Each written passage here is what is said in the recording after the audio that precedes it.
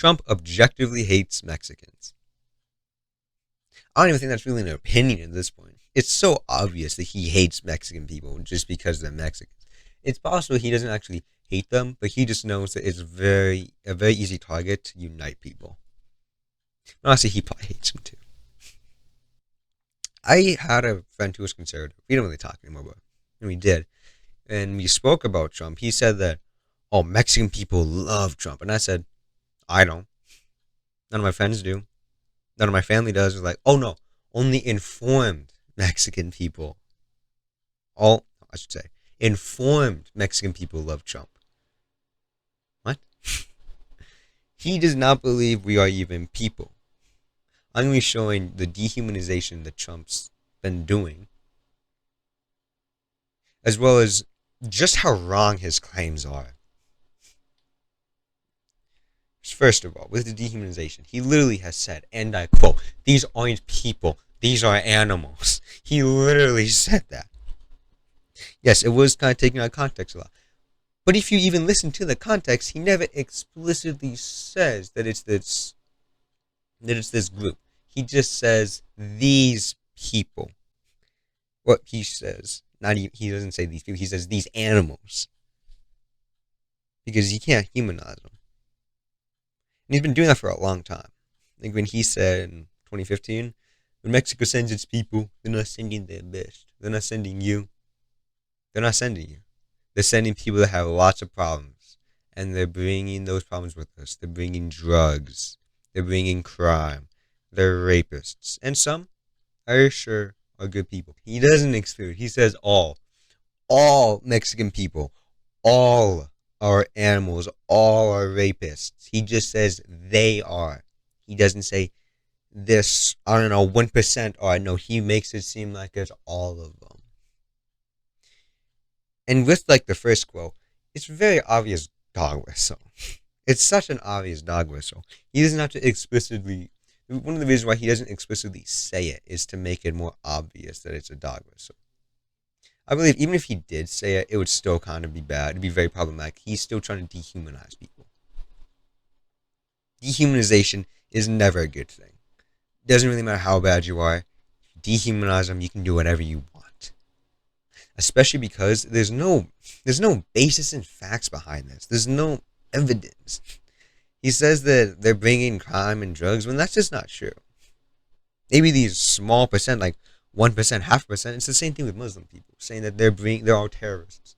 One got through the border. There's more coming through. It's not true.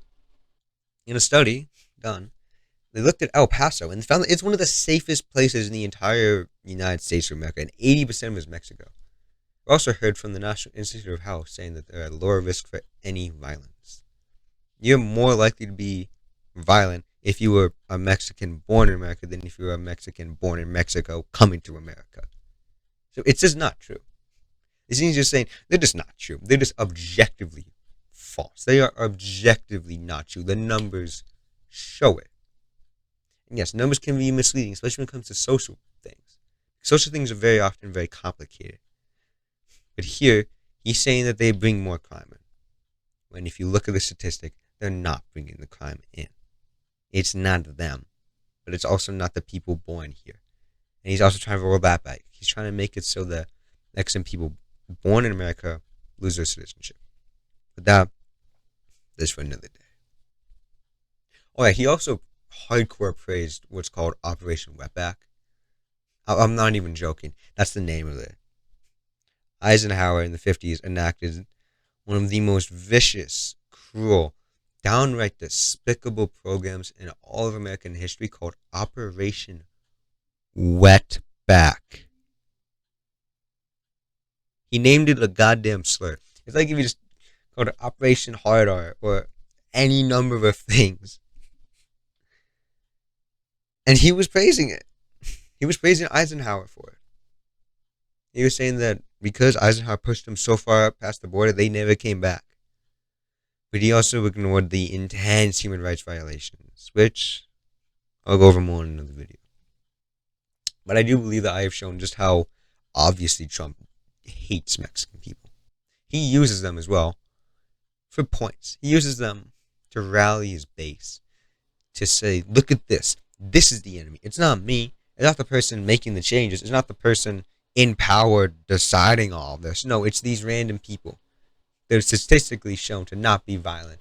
Statistically shown to be less violent than you are. Statistically shown to not be bringing in drugs or crime and not be all rapists. These people are actual people. We need to understand that. We cannot have him be elected again. We cannot.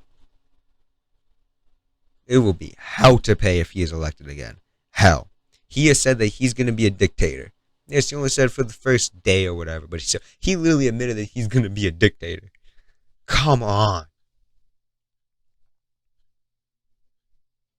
Donald Trump does not like Mexicans, and us who are Mexicans do not like him either. So do not speak for us. Do not. Just because you can't understand the dog whistle doesn't mean that we can't.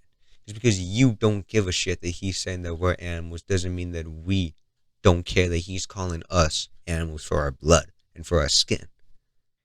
He is not a good person, and we need to change the way that we perceive and show Mexican people, because we are people.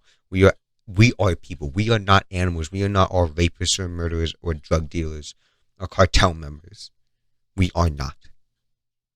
So we need to tear down these stupid labels from the 80s, from the 60s, from the 50s and 40s, and come into a new age where people aren't judged for the color of their skin.